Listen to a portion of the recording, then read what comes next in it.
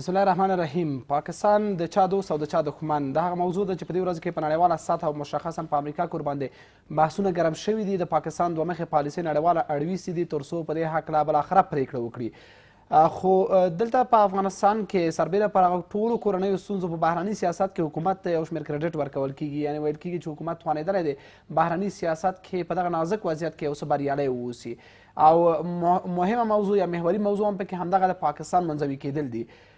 په قوي احتمال او یا هم د ډیریو په باور باندې د پاکستان اوسنی وضعیت چې د نړیواله په انظار کې یو څه منزوي شوی دی، اوس د امریکا سنا به هم د خلیلزاد پر خبرو د استناد له مخې او د افغان حکومت د پرله پسې ټینګارونو له مخې پرېکړه کوي یا پاکستان په تور لیست کې ممکن شامل شي، یا هم پر پاکستان باندې به یو شمېر تعزیرات او بندیزونه وضع کوي او بالاخره د پاکستان هغه پخوانی موقف د نړیوالو پر وړاندې ډېر زیات متضرر شي. اوس اساسي بحث دا دی چې موږ څومره بهرني سیاست کې بریالي ولو، یعنې مشخصا د بهرني سیاست اصلي مواد همدغه د پاکستان پر وړاندې لابیګري وله چې پخوا به ویل کېدله هغسې لابیګري چې پاکستانیان یې کولی شي، افغان حکومت یا افغانان نه دي توانېدل چې هغسې وکړي. ولې اوس لیدل کېږي چې افغانان نسبتا برلاسي ګڼل کېږي. دویم مسله دا ده چې بالاخره امریکا به کومه پرېکړه وکړي. مکن وایي چې امریکایان هوډ نه لري چې پاکستان منزوي کړي، ځکه هغوی باور لري که پاکستان منزوي کېږي نو دلته په سیمه کې یو شمېر هېوادونه لکه چې خپله مکن وایي چین به د پاکستان لاسنیوی وکړي، نو دا هغه اندېښنه ده چې امریکایان نه پرېږدي تر څو پاکستان مطلق منزوي کړي. ولې بل لوري ته د خلیلزاد خبرو ته په کتو سره او بیا سرتاج عزیز ګیلې ته سرتاج عزیز وایي چې د افغانستان او هندوستان تبلیغاتو پاکستان د امریکایي سناتورانو پر وړاندې یو څه بې اعتباره کړی دی او دا د افغانستان او پاکستان لابیګري ګڼي. اوس مهم مسله دا ده چې موږ څومره بریالي په دې برخه کې او بالاخره د پاکستان سرنوشت به د امریکا له ادرسه څه ډول واوسي. سلام، وخت مو بخیر. تودو بحثونه خپرونه زه میرویس ستانکزی ته وړاندې کوم. درې قدرمن مېلمانه به راسره بحث وکړي. د سیاسي چارو شنونکی ښاغلی حشمت غني احمدزی، د ولسي جرګې غړی ښاغلی محمد نعیم لالی حمیدزی، سیاسي شنونکی او لیکوال ښاغلی عصمت قانی. په خیر راغلی. ښه راغلاست. احمدزی صاحب، د مشخصا د پاکستان په برخه کې هغه لابیګري چې موږ درلودله، یعنې واقعا موږ په بهرني سیاست کې څومره بریالي وو، هغه ټولو کورنیو ستونزو په کتو البته هغه به پام کې نه نیسو چې دقیقا دغه ستونزې موجودې وي، ولهغه څه چې ډېر تمرکز پکې د هغه بهرنی سیاست و. موږ څومره بریالي وو؟ اول په سلام په وړاندې کولو سره قانع صاحب ته، جناب وکیل صاحب ته، تاسو ته لیدونکو ته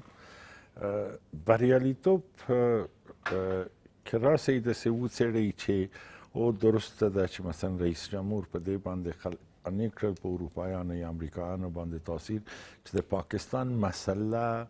راسي مجالسو کې وغورځېږي. دې کې قناعت درست ده. مانم که تاسې راوړئ چې موږ جمعا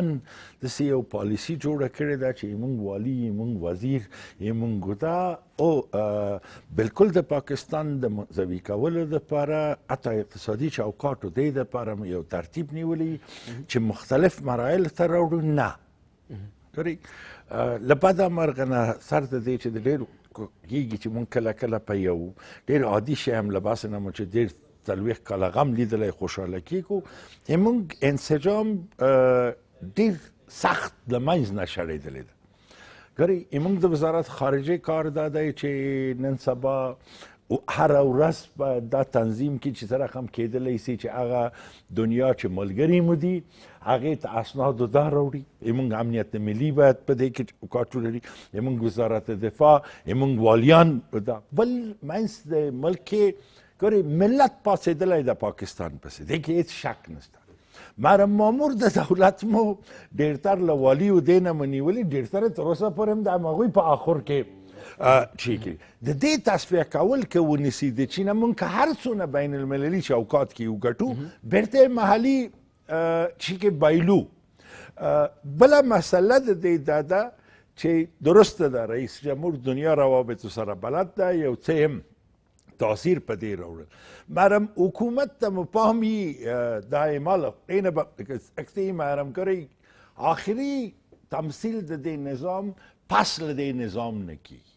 و آخري فیصله په دې باندې کېږي چې دا په یو اصولو باندې په یو چوکاټ باندې منسجم ګرځي که نه. دلته شخصي چې یو بل نه خوښېږي ملي منافع به لاړ بلې خواته. ګورئ موږ انفرادیتو کې راسو پرچم کې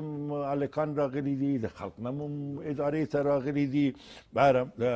یو څو پکې د مجاهدینو نه پاتې دي، یو څه به پکې انفرادي پاتې. دلته د دې چوکاټ نه ده جوړ سوی چې دا ټول کې هغه نکتې چې چې مونږ ورشکه تاوان ګڼو موږ ننګرهار وګوره ما د کور قصه په ما لاس ورې کړې د ستره محکمې و دی نه والي صاحب د ځان تېروي ولې ځکه چې هغه ډېر تر پاکستانیانو نه ډارېږي له دې نه چې ستره محکمه او دې مثال مې ځکه ورکړو که تاسو مونږ حوادث وګورئ ګورئ قندهار ولې بیرته آرامه سو سر د دې چې که خوښېږي که نه خوښېږي خو یو اچکزی د هلته لږ څه په زورې شي کوي په وژلو کې په مرګ کې په ټکولو کې په پیسو ورکولو کې کوي مرم نورو مناطقو کې وګورئ د چینا چې دغه ډکې لارۍ چې راځي تېرېږي دا ګمرک نه تېرېږي دا پولیسو له لارې نه تېرېږي دا د ولایت که دې کې د نظام اشخاص لاس نه لري ښایي څوک لاس لري که مرحله بندي کوئ بیرته چې یو شي نه دوامداره ګټه واخلئ خو موږ که یوه نقطه کې مخکې راځو سبا بیا 11 کاله مطلق د دې اوسو چې موږ چیغې شروع سوې د پاکستان مقابل کې اول 3 کاله کوم دونه ډېر که یاده مې د قانع صاحب او د وکیل صاحب تاسو ځوان یاستئ اول 3 کاله کې هم دونه ډېر چې شي نه و مشرف به م راته دلته به یې ویلې چې ورور په د همتا په سترګو درته ګورم بل ګورم مرم 11 کاله کې موږ د ملت چیغې موږ درد موږ مرګ د پاکستان زیاتو دا د دې باعث سو چې فشار په نورو باندې راوړي چې حداقل هغه په اصطلاح وبښئ چې بده خبره هم ده په ټلویزیون هغه دلګان هم چې د پاکستان نوکري کوله هغه هم حداقل په ژبه باندې خو واوړي که نه مرم د دې انسجام ورکول یو مهم مسله تاسو ورته اشاره وکړه که موږ په بهرنۍ برخه کې لابیګري چې کومه کوو سم روان یاست ولې دننه مو لا تصفیه نه ده کړې اوس همدا پوښتنه ده کله چې موږ نړۍ ته قناعت ورکولی شو ولې لا نه یو توانېدلي چې دلته دغه تصفیه رامنځته کړو دې پر وړاندې بیا خنډونه څه دي اما نکته هم په همدې باندې وه چې وخت چې تاسو د دنیا مسله مطرح کوئ بیرته باید راسئ که غواړئ دوامداره کوئ باید راسئ خپل انسجام سم کوئ ګورئ موږ تشکل د سیاست له بده مرغه نه په حد منزوي کېدل د رئیس جمهور یا د قدرت د حتی د رئیس د اجراییه چې د چاپلوسانو بندار دی جوړي که نه او د چاپلوسانو بندار د رئیس جمهور په ما باندې هر وارد وي په ارایي مرم زه به یې ساده کم درته ولې دونه ډېر ډار لرم د شي نه دا چاپلوسو دی نه سبا د دغه نظام هر بدوالی هم دغه رئیس جمهور و دغه رئیس اجراریه پسې تړل کېږي او د هغې بدنامي ما ته ګټې پکې چی ده د چی نه خو یا به جنازه راته راورسېږي یا به یې راته بدنامي ورسېږي مرم دغه حلقه خپلو منافعو دپاره رښتیا ډېر بد رقم په جنګ اچولو دي لا هم یوه حلقه شته چې کولی شي زموږ لوی لاسته راوړنې متضررې کړي درست ګورئ زه تاسو ته څو ساده مثال در کوم د جنرال صاحب دوستم مثال دوستم په قومي مناسباتو کې د دې ملګری د امام ملګری د قانع صاحب ما سره م یو 22 کاله یا 23 کاله کېږي چې یو قول دی چی لري ښه دغه سړی نه چیغې وویل چې ورور ما قوم څه بد ورځ تېره کړې وه تریخه یې تېره کړې وه بل منډه یې هم درته وکړله یو څو نفره یې چې مقرري ته هم برابره کړه ټولې تعلیم یافته خلک دي یوې پکې ګورئ زه ناروا سړی شي دی ښه هغه د یو سفارت دپاره تاسو باید حیثیت کوئ د هغې وضعیت دا ولې ځکه چې هلته د اثبر باندې ښه نه لګېږي یا په رحیمي ښه نه لګېږي یا په بل چا ښه نه لګېږي که دا ملک یوه کوټه نه ده داسې فکر کوي بعضې خلک چې دا ملک یوه کوټه ده او هر بل څوک چې پکې ننوته نور د دوی ځای نیول کېږي بل زه یو بل غږ هم په د نورو تنظیمو باندې کوم پرچم به په دې خوشحاله وي چې زه ورور یو 2 نفره پرچمی لرم په دې کې ځکه چې د لایق خولې نه مې یا د بل له خولې نه او دی نه اورېده ورور بې حیثیت ترین سړی دې راوړی کاشکې دې د حیثیت سړي پسې ولاړ اوسې بالکل پاک دې نه راځي خبره په عملي کې راځي وبښئ چې شخصي که نه کوي بل رقم باندې دا چی نه کېږي زه نشم کولی چې ووایم چې ټول پرچم بد دی زه نشم کولی ووایم چې ټول جهاد بد و ځکه چې خپله م جزء یم مرم په اشخاصو باندې اوس دی چې نه که د دفاعي مسله ده ګورئ تاسو کوردینیشن په حساب باندې یو چوکاټ د دې په کار لرئ چې امنیت مو دونه تکړه کوي چې هره ورځ د استخباراتي مجلس مو حتی په پارلمان کې باید ونوسي. چیرې د دنیا ده چې د استخبارات مجلس مو راځي د هغه اشخاصو مخکې پاتل کېږي چې 300 سوالیه ده. تاسو لاړ سئ امریکا ته چې پلار د دیموکراسي ځان وایي، وخت چې تاسو یو بل منبع یا بل ملک نه پیسې اخلئ، زه د هغې په جستس کې یا په وزارت د عدلیې کې ځان د خارجي ایجنټ په نامه اول ثبتوئ، حسابونه مو ورکوئ، بیا هر څه چې کوئ. ګورئ راځم بل مثال یې درکوم. دا ملک حنفي ملک دی، اکثریت یې که نه دی؟ مطلق حنفي مذهب. تا ماته یو 4 مدرسو دپاره یو ورې ما له رابر نه نیولې تر حکومت پورې فکر کړه چې یو 4 ورې ټول څه به وي، ورته وایي چې راسئ پیسې راکئ. او ته ماته داسې یو ولایت راښکاره کړه چې په سړک باندې څوک یو ملا پلی واچوي، یو څوک ورته پیسې ورنه کړي جومات ته، بیا وایو چې پاکستاني موږ سره څه کوي. ډېره مننه، حتما بحث پرې وکړو. ښاغلی لالی، یو پاکستان واقعا واقعي معنا باندې منزوي شوی دی او که نه که شوی دغه کریډټ چاته ورځي؟ افغان حکومت کلابیګري وکړله یا نړیوال وضعیت دغسې شو؟ یعنې پاکستان به واقعا هغسې چې موږ غواړو یا اصلاح یا منزوي شي، دا حالت به رامنځته شي؟ بسم الله الرحمن الرحیم. تا ته کانجي صاحب ته او مزید صاحب ته د تلویزیون کارکوونکو لیدونکو ته د زړه د کومې احترامات او سلامونه وړاندې کوم. د رب څخه د مخکې خدای پاک د افغانستان معلوم او نامعلوم شهیدان وبخښي. خدای دې په افغانستان کې نور دغه وضعیت ته د پای ټکی کښېږدي. داسې یو د همسایه کور ته څوک ور راشي، د اور لمبې به د کور ته هم رسېږي. دا چې پاکستان ولې دغسې حالاتو سره مخامخ دی، شاید په دغه لنډ وخت کې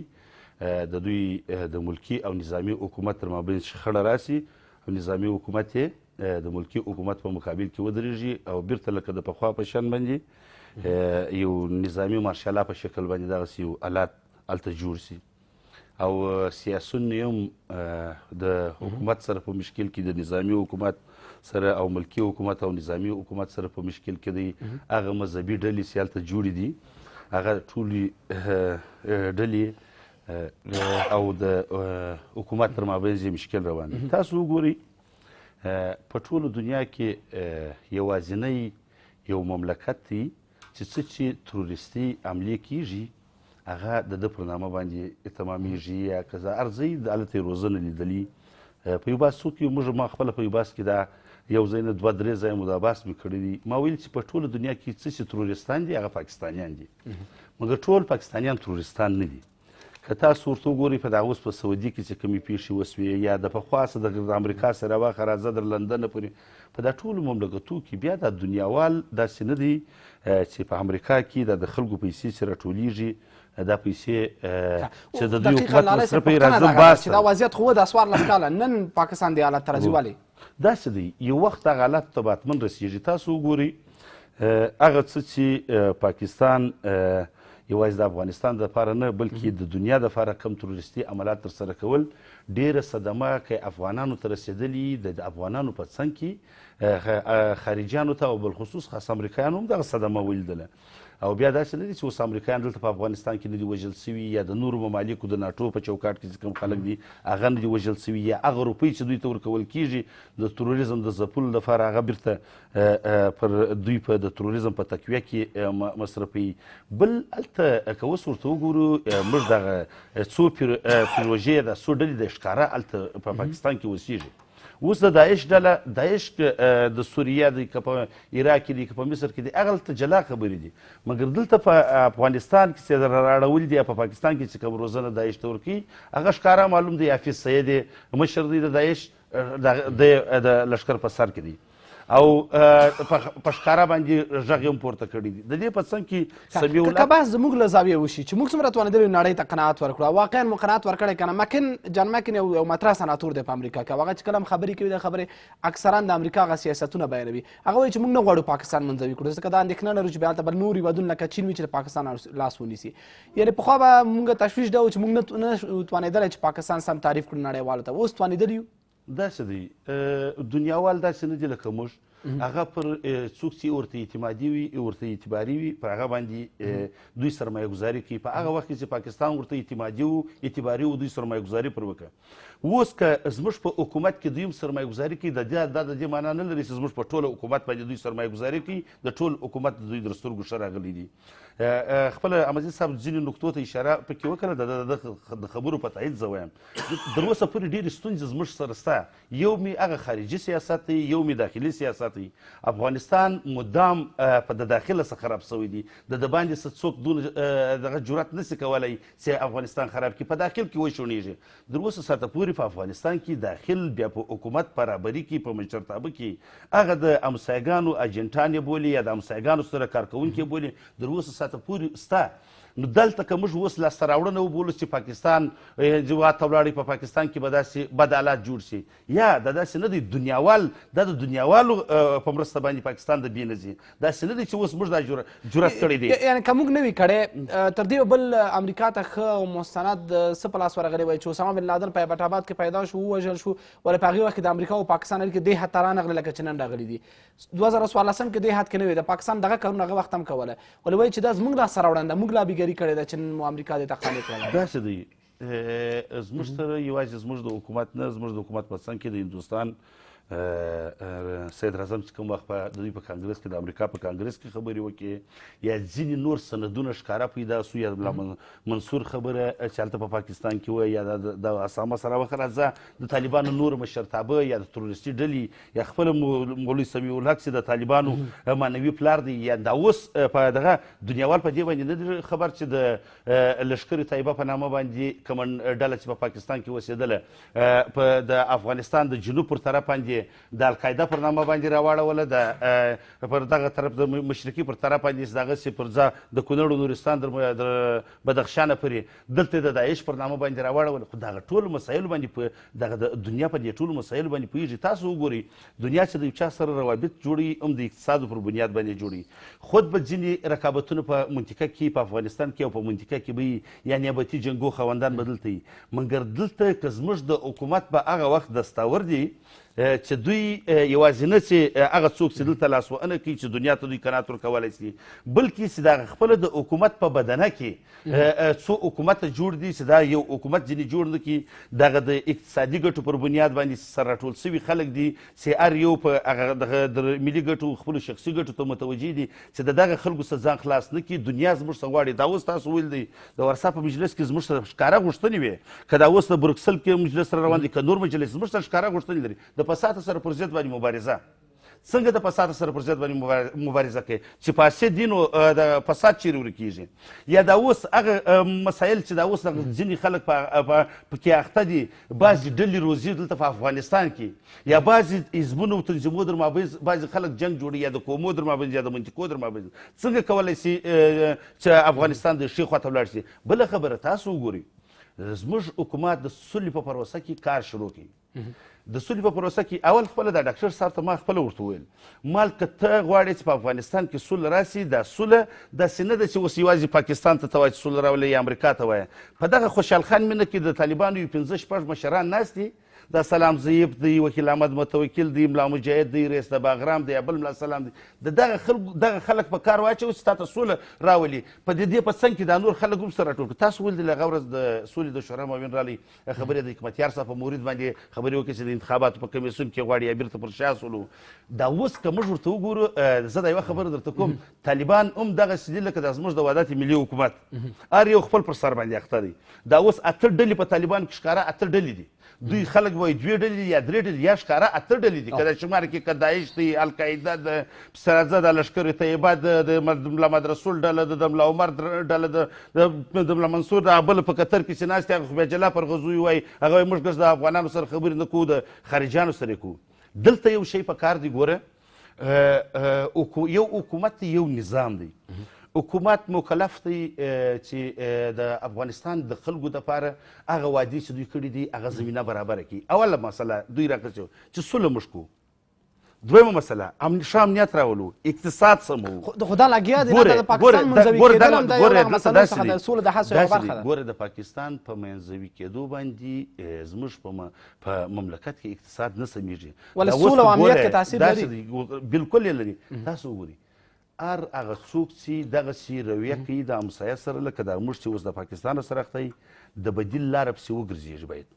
داسې نه وي چې موږ ته یو شی په ګرانه باندې تمام سي. زما خپله دغه حکومت د حکومت رهبرۍ ته مې مشوره دا ده چې در هغه وخته پورې خپل ولسونو تکنات ورنه کوي او مرسته او کومک ځینې ونه غواړي، دا حکومت ملي نه کوي، دا شخصي ځینې جوړې نه کوي، ملي یې نه کوي، چې په افغانستان کې کومې ډلې او خلک اوسېږي چې هغه ټوله خپل ځان پکې ونه ویني. زه فکر نه کوم چې دغه وړۍ دي څه دي شړۍ جوړه. ډېره مننه کوم. قانع صاحب، نن چې پاکستان په کوم وضعیت کې دی دا زموږ د حکومت لاسته راوړنه ده؟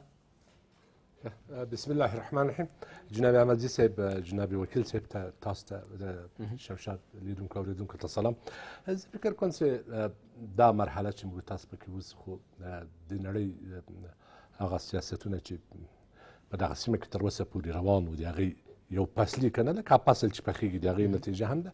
او له بله پلوه د امریکا په متحده ایالاتو کې ډیموکراتان له 2 دورو وروسته حکومت پوره کوي. هغوی د ډېرو سترو پروژو په حصه کې خپلو کانګرس ته، خپلې دغه ته مدني ټولنې ته، د امریکا مطبوعاتو ته، د امریکا ولس ته ځینې ژمنې ورکړې وي چې موږ به دا پروژې سرته رسوو. دوی غواړي چې دغو پروژو ثمرات ترلاسه کړي، خصوصا د جنوبي اسیا او د مرکزي اسیا په حصه کې ځینې سیاستونه د اوباما حکومت وعده کړې وه چې موږ به دغسې یو بامسؤلیته دغه به کوو، که نه سوله به راوړو په افغانستان کې، یا بامسؤلیته ماموریت به ختموو. دغه بامسؤلیته ماموریت به ختمېدو لپاره په پاکستان باندې څه فشار شته. البته په دې فشار کې یوه نقطه ډېره مهمه نقطه هغه دا ده چې افغان الاصله یو امریکایي سیاستمدار خلیلزاد د هغې هڅې وو، یا له هغه سره په تړاو کې نور لابینګ سي د امریکا په کانګرس کې یا د امریکا واشنګټن په سیاست کې شاوخوا، دا د دې سبب وګرځېدو چې پاکستان تر یو حد زیات، که د خپل حکومت بهرنی سیاست پام کې ونیسو، زه خبر تر حد زیات تر فشار لاندې سو. همدغسې د نوې ډلې ځینې سیاستونه وو چې هغې په دغه پاکستان تر فشار لاندې ونیسو. که زموږ د حکومت خبره شي، زموږ د حکومت خبره فقط زه دلته داسې درته وایم چې کابل څخه یو دارالمجانین جوړ شوی داسې، یعنې موږ د ډیپلوماسۍ هوش نه لرو. درسته ده، یو رئیس جمهور به وي، هغه رئیس جمهور به دنیا لیدلي، کانګرس به لیدلی، لابینګ به پېژني، د دې مسایلو سره به عادت یو دغه به وي. اما هغه دستګاه چې دلته پرته ده، دستګاه فقط یو مطلق انارشیزم په څنګ کې یو دغسې یو بد حالت دی چې د دغه انارشیزم تر څنګ، انارشیزم کې ځینې دغه وي که نه هدفمندي موجوده وي، دلته بې هدفه انارشیزم ده، بې هدفه ګډوډي ده. دا له هغه سره وهل او له بله پلوه څخه په دغه زموږ استاد په حکومت کې موږ غواړو چې چا په ضد لابینګ وکړو، هغوی په خپله باندې په داخل د دې حکومت کې د افغانستان پر ضد لابینګ کوي. د هغې نمایندګان لا هم دغه وضعیت شته، یعنې په 100% شته. یعنې زه د وکیل دغه پوښتنه ده چې احمدزي صاحب مشال غروزی او پوښتنه ده ننګرهار په حصه کې د خبره وکوله. یعنې ننګرهار کې هېڅوک په دې انکار نشي کولی چې ننګرهار والي د پاکستان شناخته کارت هم لري، د باجوړ سړی. اوس دا پوښتنه دغه ده لکه چې احمدزي صاحب هم اشاره وکړه، موږ ځو یو ډېر سخته کار کوو چې هغه نړۍ سره لابي ده د پاکستان پر وړاندې، ولې دلته نظام نشو تصفیه کولی؟ کوم لوی خنډ دی دلته چې دا کار نه کوو؟ اراده نشته یا واقعا نه توانېږو؟ کله چې نړۍ د پاکستان پر وړاندې نړۍ سره درېږو او نړۍ ته لابي کوو، ولې دننه نظام نشو تصفیه کولی؟ دا پوښتنه ده چې ولې؟ ګوره اصلا دا نظام نه دی، نظام د نظام له اجزاو نه دی جوړ شوی. ته که نظام جوړوې، ګوره که ته خښتې باسې یا خونه جوړوې یا کوټه جوړوې، د دې لپاره سیخ، د دې لپاره سیمنټ، د دې لپاره به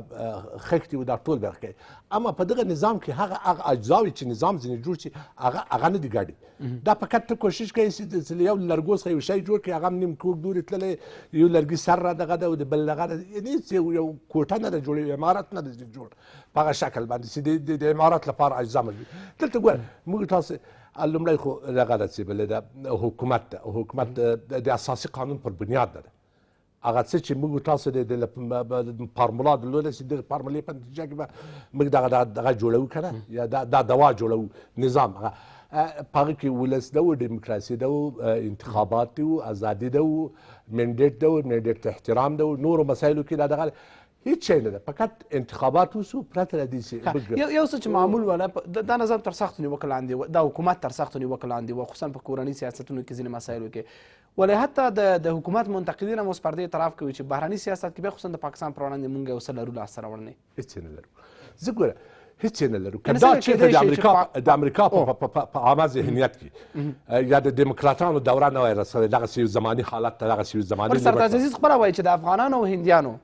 دغه تبلیغات دي چې موږ د ځینو په انظارو کې داسې موږ ستاسو تبلیغات څه کوي د خدای لپاره موږ تاسو یوه مقاله په نیویارکر کې چاپ کړو او په هغه باندې څوک نه پوهېږي چې ما څه لیکلي دي څه مې چاپ کړي دي څنګه مې چاپ کړي دي نیویارکر مقاله تاسو وګورئ پرته له هغې چې د افغانستان اساسي ستونزې افغانستان تقابل او بل ګوره موږ تاسو دغه وڅېبلي یوازې د افغاني سیاست په کابل کې نه ده کېدی دا افغاني سیاست په کوټه کې و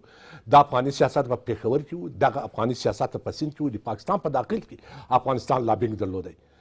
په عوامي نیشنل پارټۍ باندې په پښتونخوا مې باندې د بلوچستان په دغه باندې ازادي غوښتونکو غورځنګونو باندې په سیند باندې خلیلزاد وایي چې پاکستان غواړي د دې امله چې دغه حکومت کې کوم عناصر چې ډېر شدید د پاکستان پر وړاندې لابي کوي نو د دې حکومت غوښتونکي نه دی غواړي چې د حکومت ړنګ کړي خلیلزاد دا خبره کوي هغه به دغه وي درسته ده دغه تر یو ځای پورې حکومت هغه لابي چې د امریکا په متحده ایالاتو کې د کابل په طرفداري کار کوي ممکن د خلیلزاد خبره هم همدغه وي چې هغه لابي چې په واشنګټن کې ده هغه لابي چې په لندن کې ده هغه لابینګ چې په نوي ډیلي کې ده یعنې د افغانستان د کابل په نفع د کابل په ګټه کابل کې دا نه دلته دا نظام ده د حکومت ته کابل کې تقریبا دا 10 میلیونه نفوس څخه له دغه جغرافیې څخه خبرې کوي له دغه لوکیشن څخه خبرې کوي له دغه موقعیت څخه خبرې کوي چې دلته موجود ده په دې کې هم موږ نه یو توانېدلي چې اقلا لږ تر لږه پورې دغه حالت چې راغلی ده تاسو مطلق نه فکر یعنې هېڅ هم نه لرو موږ د پاکستان پر وړاندې لابي کوو ترې تو خدای ته په صلاح الدین رباني زما ملګری ده زه سخت احترام ورته لرم او په دغه باندې صلاح الدین رباني حتی تر دې نه مخکې یوه ورځ ماموریت نه ده کړی او د یو ملک خارجه سیاست رهبري کول دا په دې خاطر فقط چې د دغه سیستم ده پوه شوې د ونډې سیستم ده دومره ونډه د پلاني ده د پلاني دغه باید راشي او د پلاني زوی دغه د اجل محمد زوی باید والي شي د رباني زوی باید وزیر خارجه شي د پلانای باید دغه شي او یعنی په دې نظام کې دغه ګډون په ډېر دغه غیر پروفیشنل شکل ده نام پروفیشنل غیر مسلکي شکل ده نو بیا دا ټول کریډټ ځي د وضعیت ته د نړیوالو تصامیمو ته زه خو تر ټولو لوی عامل چې دغه حالت د پاکستان پر ضد راغلی دی یوه خبر اساسي خبره دا ده چې د امریکا په متحده ایالاتو کې ډیموکراتان خپل دوم ټرم حکومت پوره کوي او دوی ځي په خپله مخه هغه وعدې وژمنې چې د امریکا ملت ته ورکړې دي باید تر نسبت دغو وعدو وژمنو پاکستان باندې فشار راوستلی یوه خبره او له بله پلوه د پاکستان په داخل کې بد حالت ده د نوې ډلې له حد نه زیات فعالیت د نوې ډلې له حد نه زیات فعالیت د امریکا په کانګرس کې د غرب په مطبوعاتو کې دا ټول دغه اجزا دي چې تقریبا پاکستان له دغه ستونزو سره ډېره مننه سلامت اوسئ یوه لنډه دمه بیا هم تاوده بحثونه دوام لري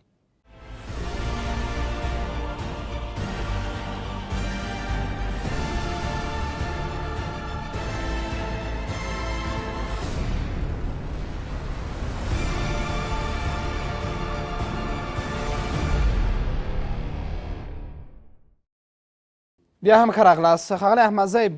د هند یا د ډیلي لابیګري نړیوال وضعیت په امریکا کې د ګوندونو ترمنځ هغه سیالۍ او انتخاباتي مواد دا ټول دا ایجابوي چې نړۍ پر پاکستان فشار وړي موږ په دې برخه کې هېڅ هم نه لرو یعنې واقعیت دغسې دی نه داسې هم نه دی چې موږ هېڅ نه لرو ځکه چې موږ ګورئ وایي د دښمن د سړی دوست دی دا ګټه موږ پکې کړې ما درسته د رئیس جمهور ما مخکې مې اشاره وکړله د کریډټ ورکولو مسلې دپاره نه وایم قانع صاحب هم یې خبره وکړه رئیس جمهور ډېر ښه پوهېږي په دې چوکاټو باندې دا د رئیس جمهور کار نه ده اصلا بدی په دې کې ده بل دا ده چې دوامدار حساب ګورئ موږ په تر اوسه پورې موږ هم دا نه ده سنجولی چې دنیا هندوستان امریکا او موږ نه غواړو چې پاکستان ملکي حکومت ضعیفه کړو موږ غواړو پاکستان اردو ضعیفه کړو او د پاکستان اردو ضعف هم موږ په کار نه ولې اوس وضعیت پاکستان کې برعکس را باندې وایي چې ممکن اردو بیا همدې باندې مې راوړله خبره موږ خو داخلي وضعیت د پاکستان دې ته واړوو چې اوس درې ورځې کېږي چې بلبوردونه هم لګېږي چې د خدای لپاره راسه ګورئ اصلي مسله په دې باندې ده تاسو وخت چې نیرو ګورئ چې څنګه له قدرت ته غورځوي په کې بیا راځي هندوستان یو ملکي حکومت چوکاټ دیموکراسي ده منم پاکستان کې خو هېڅکله قدرت ملکي حکومت ته اوس سرتاج عزیز ته چې آی اس آی ټلیفون کې چې دغسې ووایه نو د هغې پلار هم جرات نشي کولی چې بل شی ووایي حتی نواز شریف همدا اوس زه فکر نه کوم چې دونه یې زړه مشکل درلود لکه چې لاړ پوڅو لندن کې چې بیرته ځان عملیات کړي یعنی هماغه اردو ده چې وخت چې مشرف تیاره یې نه پرېښودله چې په ځمکه کښېني په 8 دقیقو کې ورته کودتا وکړله او داسې کودتا دغه مهمه ده موږ ته د پاکستان خلکو ته دا مهمه ده چې اردو د پاکستان عوض د دې چې اما ټوکه ده که نه که اورېدلي مي پاکستان یو ملک نه دی چې یو ملک دی چې اردو لري یو اردو دی چې یو ملک لري څلور کنجې بل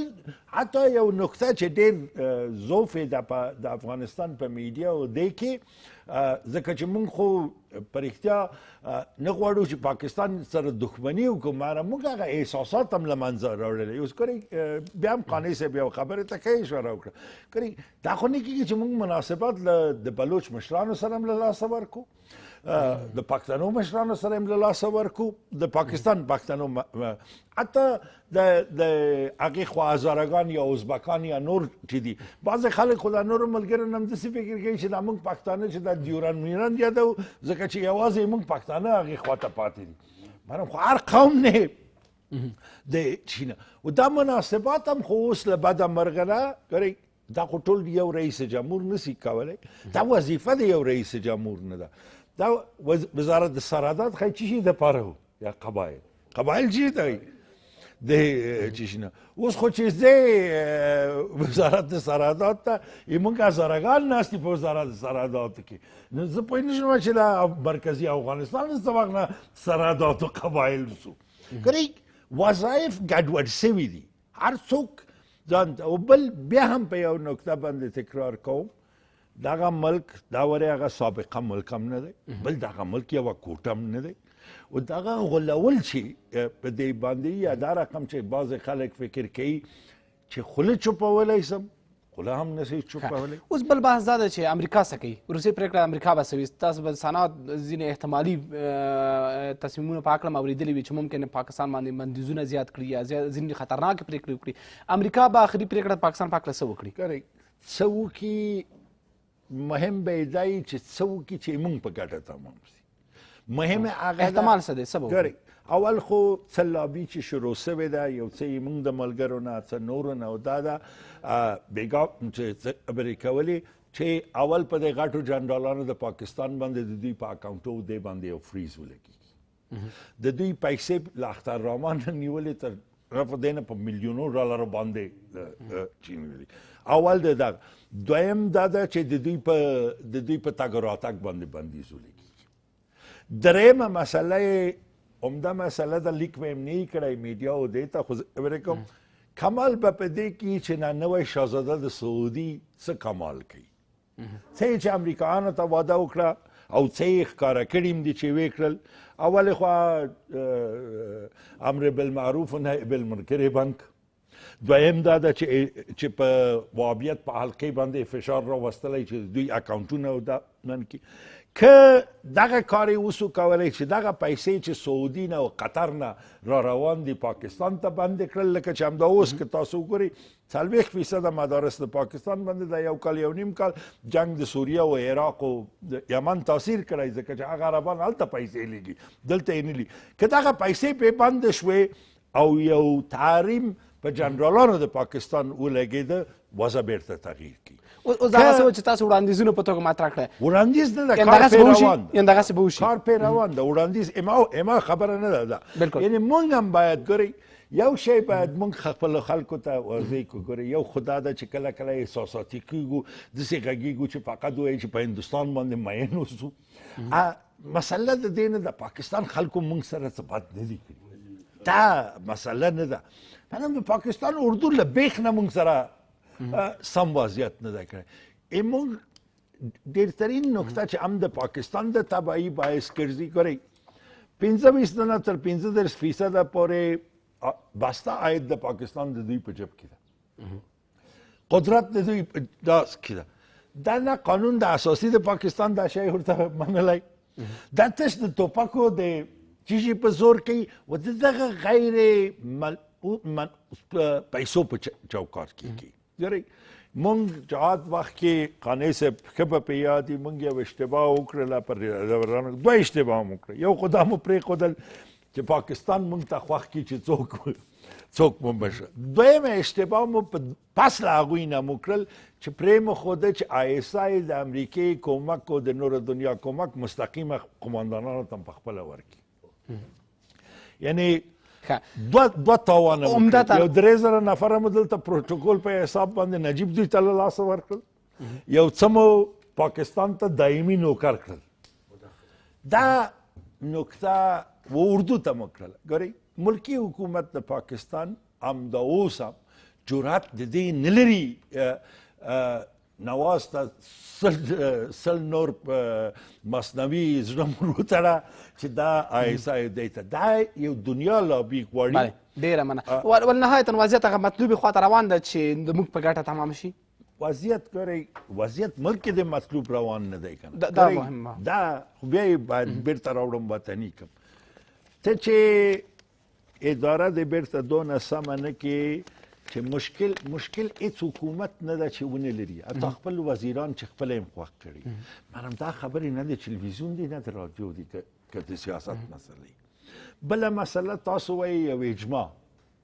د چینه اجماع په چا باندې راوړي خو یو څه خو همدغه حکومت کې دي یو څه هم باندې چیغې وي که د چینه مرم یو څه چیغې مو باید راسو خلکو منځ کې یو څه چیغې مو شخصي چیغې دي دې دپاره دي چې د بل چا توپک را باندې ډېر سوی یا د بل چا والیان را باندې ډېر سوي دي نو ځکه مانه چیغې که ملي منافعو باندې ګډه خبره وکړو او بل په قضا باندې هم راوړم یو شی چې نوی شروع سوی چې یو 100 نفره د پخواني حکومتو دا باید څارنوالي و دې ته راځي ګورئ تر څو پورې به حکومتونه تېرېږي موږ به بیا قضا ته معرفي کوو ولې له برغله نه شروع کېږي دقیقا ګورئ بعضې شیان درېیمه نکته دی وایم چې بیا هم پکې تاثیرات د دې تاثیر به تاسو یو څو میاشتې پس وګورئ مانم ښه ده چې زه اوس ته وایم وزارت د مالیه مو دې دپاره چې رئیس جمهور غلی یو دنیا انې کې چې 40% عواید ډېر کړي یو کلن نه 18 میاشتني عواید یې مخکې ټول کړي سبا به جب د دې حکومت پته نیسي بدنامي به ریاست جمهور ته رسېږي ګورئ دا رقم حالاتو باندې ډېره مننه صاحب بالکل وخت چې تاجر دی دکاندار دی دورکار دی ته لا ګټه یې نه کړی ته اوس که مخکې له مخکې نه پیسې اخلې دا تبعی دی یو نظام بیا بحث وکړو ډېره مننه کوم لالی صاحب د وسلوالو مخالفینو یا مشخصا طالبان یا بله هره ډله چې د دغه جګړې او سولې سرنوشت به د پاکستان پر سر دغه فشارونه چې کوم روان دي په دې وضعیت کې څه شي یعنې موږ به په سوله کې مختګ ولرو که نه امنیتي برخه کې د طالب سرنوشت به څه کېږي کله چې پاکستان داسې فشار لاندې وي پاکستان یو ځل بیا د عملیات د پیل خبره کوي تاسو د پوځ مشر مو لیده چې ویلې چې نور به اجازه ورنه کړو چې ترهګره خواته واوړي یعنې دغسې وضعیت کې به څومره مثبت توري ته لاړ شو په جګړه او سوله کې موږ داسې دی جګړه به در ډېره وخته پرې روانه وي جګړه د پاکستان اول به د پاکستان زه داسې درته وایم پاکستان د مزدورانو یو منډۍ ده هلته د فتوا دپاره کاظم پیدا کېږي د جنګ دپاره ملا هم پیدا کېږي د انتیار و انفجار دپاره په دغه شیانو کې دوی مهارت لري دغه شیان خو نوي نوي جوړوي ډلې نوي نوي ډلې دي یوه ډله خلاصېږي بله ډله جوړوي بله ډله خلاصېږي بله ډله جوړوي تاسو وګورئ پاکستان د ځان دپاره خپل ملایان هم پیدا کړي دي قاضیان هم پیدا کړي دي فشارونه پاکستان اړ نه کړي چې بس نور لبیک وایي د خلکو زه یو شي ته ګوره راځم د پاکستان خو دې ته اړ کړي دي چې اوس دغه چغې وي د فشارونه د دنیا فشار دی پر تاسو وګورئ دلته زموږ د حکومت لپاره څو مسایل پکار دي باید دوی د دې څه استفاده وکړي هغه خلک چې که په جنوبي پښتونخوا کې اوسېږي که په شمالي پښتونخوا کې اوسېږي باید د هغو خلکو دغه اوس کوم هلته روان دی باید د دې د غږ سره د خپل غږ یو کړي د دنیاوالو سره یې شریک کړي لکه د کوټې پر سید محمود خان دی یا دلته اسمانیار ولي دی د پېښور پر خوا باندې دی هغه د اوس دغه نارې وي زموږ حکومت هېڅ په تماس کې نه دی بله خبره زه د اشکاره درته وکړم په 2000 کې به بلوچستان جوړېږي که پاکستان خوشحاله وي که ناراضي بلوچستان مسله د بلوچستان مسله ډېره جدي ده کم ظلم چې د بلوچستانو سره سوی دی هغه ظلم په تاریخ کې د چا سره نه دی سوی حتی نارینه او ښځې ورکېدي بیا د بلوچستانو مشر خپله جنرال مشرف په څه ګوه اکبر بګټۍ په څه ګوه کې مړ کړي د عبدالرضا بالاچ برۍ دا اوس پورې پر دوی څال دی دا اوس پر ټوله دنیا په بلوچستانو باندې ډکه ده په ټوله دنیا کې پراته دي یعنې په بد وضعیت کې دي د دې په څنګ کې یو شی بل زه درته وایم هغه سرمایه ګزاري چې پر د سعودي د لارې یا د نور د لارې پر پاکستان باندې کېدله نن د هغه څه مخ واوښتی اوس به پر ترکیه باندې کېږي یا دلته دغه نور مسایل ته تاسو وګورئ د اروپا او د انګلستان سره جلا کېدل دا یو عادي زموږ خبره پر هم نه وسلوال ده. مخالفین هم تاثیر ولري کله چې ملاتړ یې کمزوري شي پر ملاتړ یې فشار راشي طبعا چې دوی هغه وسلوال فعالیت به هم نسبتا کمزوری شي. داسې دی کله چې موټر ته تیل ورانه چې موټر نه ځي هغه څوک چې د موټر ته تیل راچوي د هغه تیل پر خلاصېدو دي یا پر بندېدو دي. دلته څو ډلې دي دا اوس ګوره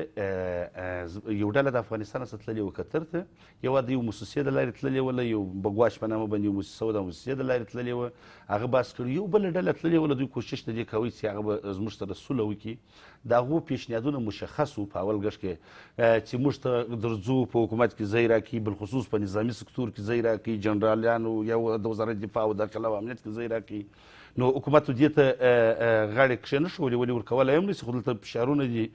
مشکلات شته ولکه موږ ته نو ځای نه راکوي هغه څوک چې زموږ عارفان دي د جګړه نه صدر جنرال په دې به هغه باسي. ځینې خلک په حکومت کې دننه و تاسو نه ولیدل په قطر کې دغه طالبان ول زه هم بخښنه درڅخه غواړم یعنې معذرت په افغانستان خلک دوی باید ستاسې معذرت وغواړي. نن دوی دا زه درته وایم چې پر اوو پر اتو ډلو باندې سره تقسیم دي. محمد رسول ډله یې وه د ملا عمر ډله پر بله په دغه فشارونو کې موږ یو ښه چانس درلودلی شو چې سولې لپاره لابي وکړو د جګړې برخه کې هم پرمختګونه داسې دی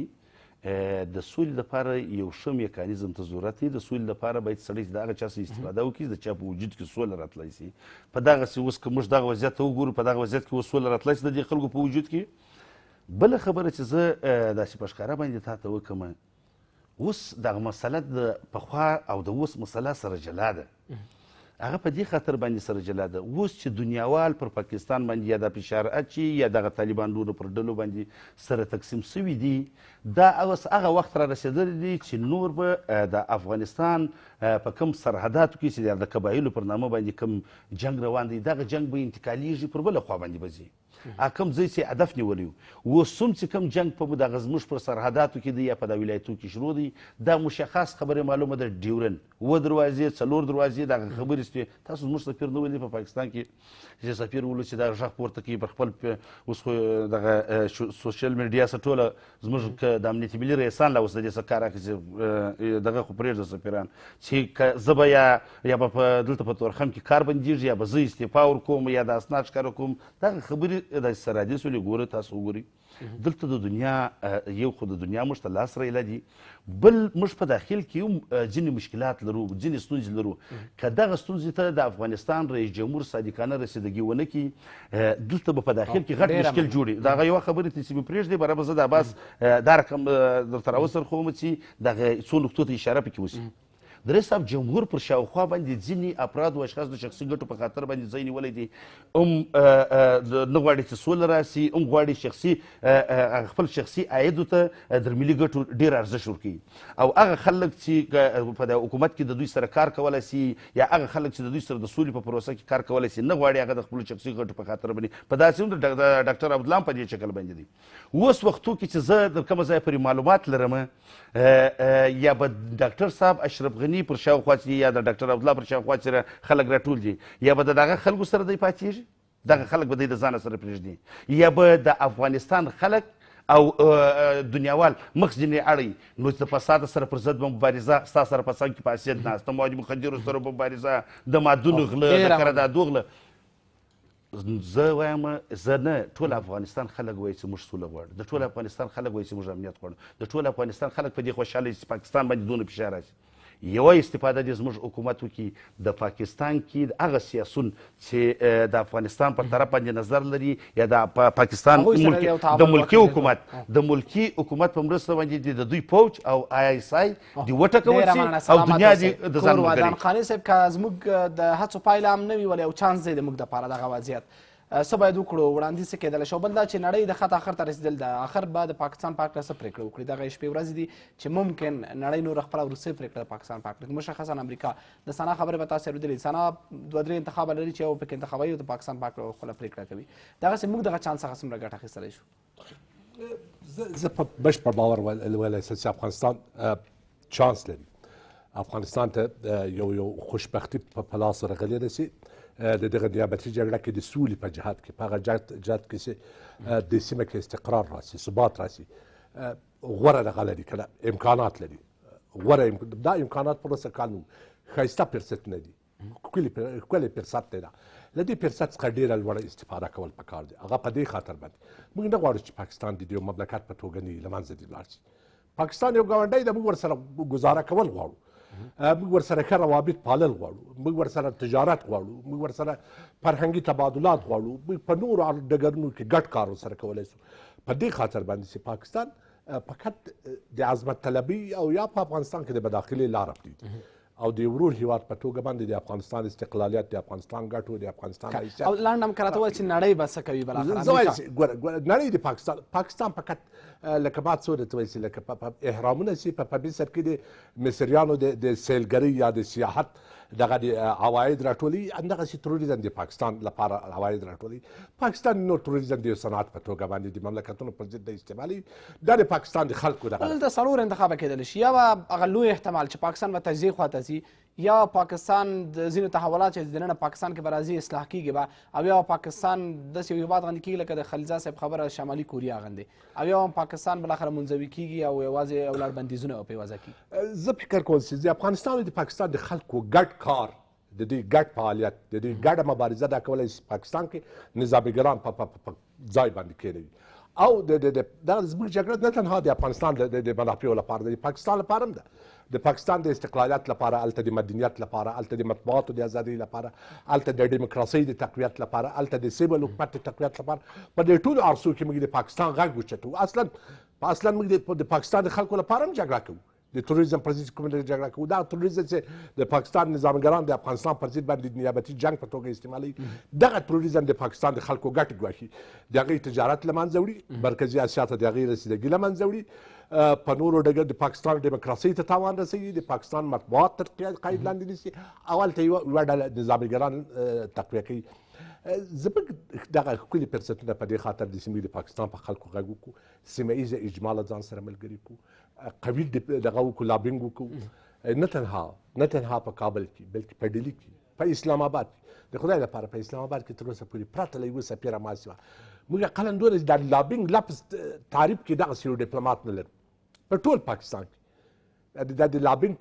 په لفظ باندې ناپوهې دغه کېږي دغه هم نشي تعریفولی او د لابینګ په اهمیت هم نه پوهېږي په هغه مملکت کې د خپل هېواد د ګټو په نوعیت هم نه دي خبر د ګټو په لوکیشن او موقعیت باندې هم نه دي خبر په دې ټولو عرصو کې موږ ته فرصت په لاس راغلی ده له نړیوالې ټولنې سره هماهنګ حرکت د سولې لپاره د سیمې د خلکو په ګټه باندې د سیمې خلکو او لابینګ معنا دا نه ده چې څوک په سوټۍ راخي لابینګ معنا دا ده چې د خپلو ګټو لپاره هلته نمایندګي فعاله کول هغې ته قناعت ورکول او دا ټول د ډیپلوماسۍ برخه هم دي یعنې په داسې ټولو دغو کې زموږ دغه د سیمه ییزه قوي لابینګ رامنځته کړو او د سیمه اجماع د دې لپاره دغه کړو چې پاکستان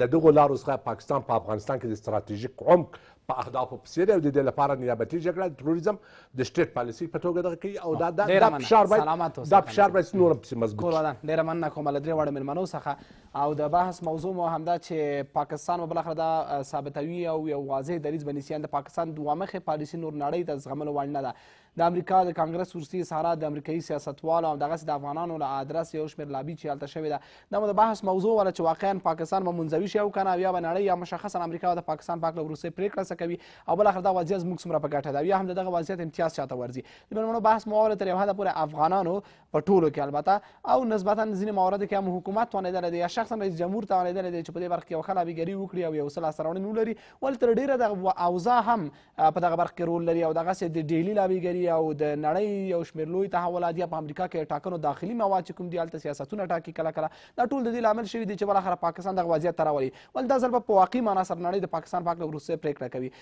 مېلمنو نورو مسایل ته مې اشاره وکړل هغه څه چې موږ په لابي کې که ممکن لاسته راوړنې هم ولرو ولې د نظام دننه لا هم نه یو توانېدلی چې یو مطلقه تصفیه او د نظر وحدت رامنځته کړو هم د دوی په باور باندې د پاکستان جاسوسان په دغه نظام کې شته لا هم داسې کسان شته چې د پاکستان دپاره به دغلته په نظام کې لابیګري کوي په دې تصفیې باندې لا هم نه یو توانېدلي او دغسې موږ نه یو توانېدلي هغسې په واقعي معنا سره دغه فرصتو څخه ګټه واخلو ولې دا د افغانستان لپاره یو فرصت او چانس دی او پاکستان کې دننه باید موږ یوه ښه لابیګري ولرو هلته هم سیاستوال شته چې تمایل لري د پاکستان پاکستان مدنیت دپاره او دغسې د افغانستان سره د ښو اړیکو دپاره یا هم ځینې هغه افغانان چې د کرښې هاخوا ته دي د هغوی سره ښې اړیکو تامینول کولی شي دغه فرصت څخه موږ لا زیاته ګټه پورته کړو ولې په ټوله کې پاکستان واقعا د منزوي کېدو په لور روان دی واقعا نړۍ نور پاکستان په دغه حالت سره نشي زغملی او بالاخره پاکستان په هکله به یو لوی او عمده تحول رامنځته کېږي تر بیا هم پاک الله سپارم سرلوړي اوسئ